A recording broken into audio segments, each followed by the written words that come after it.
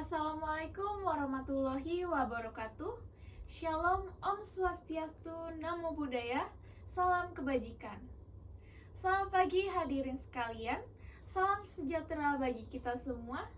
Terima kasih atas waktu dan kesempatan yang diberikan kepada saya untuk berbicara mengenai isu yang hangat di kalangan publik pada akhir-akhir ini, yaitu mengenai UU KUHP tentang perzinahan dan pengaruhnya terhadap pertumbuhan pariwisata.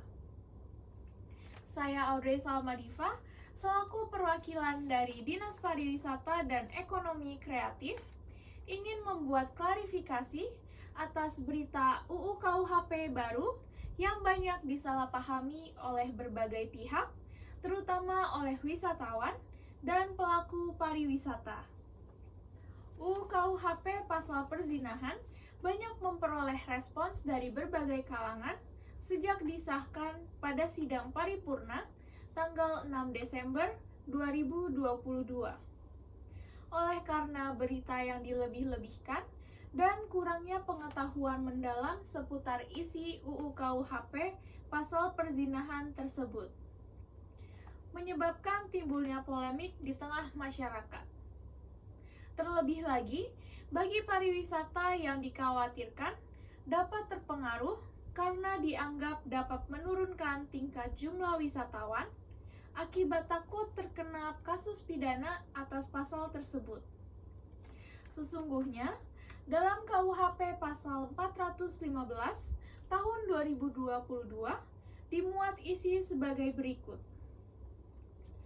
Pertama, setiap orang yang melakukan persetubuhan dengan orang yang bukan suami atau istrinya dipidana karena perzinahan dengan pidana penjara paling lama 1 tahun atau pidana denda paling banyak kategori 2. Yang kedua, terhadap tindak pidana sebagaimana dimaksud pada ayat pertama, tidak dilakukan penuntutan kecuali atas pengaduan A.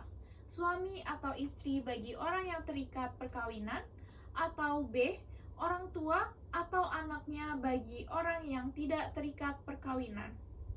Ketiga, terhadap pengaduan sebagaimana dimaksud pada ayat kedua, tidak berlaku ketentuan sebagaimana dimaksud dalam pasal 25, pasal 26, dan pasal 30.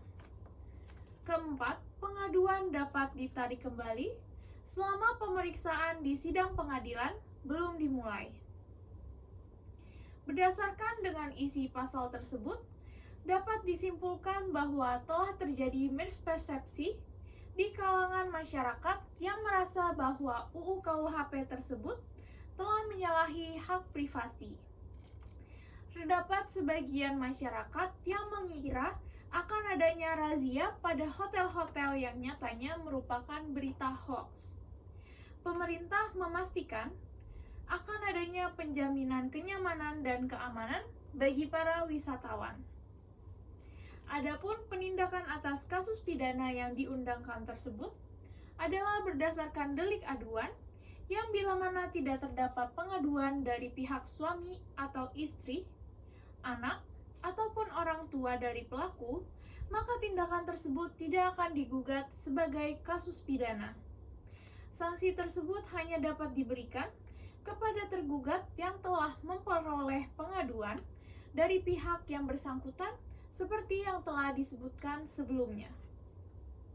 Dengan demikian, saya ingin mengimbau masyarakat untuk tidak takut berwisata karena kegiatan pariwisata masih akan berlangsung seperti sedia kala dengan tetap mengedepankan kenyamanan dan keamanan bagi seluruh wisatawan. Marilah kita bersama-sama tetap memajukan pariwisata dalam negeri agar dapat turut mendorong pertumbuhan ekonomi melalui sektor pariwisata di Indonesia. Sekian dari saya, mohon maaf apabila terdapat kesalahan kata.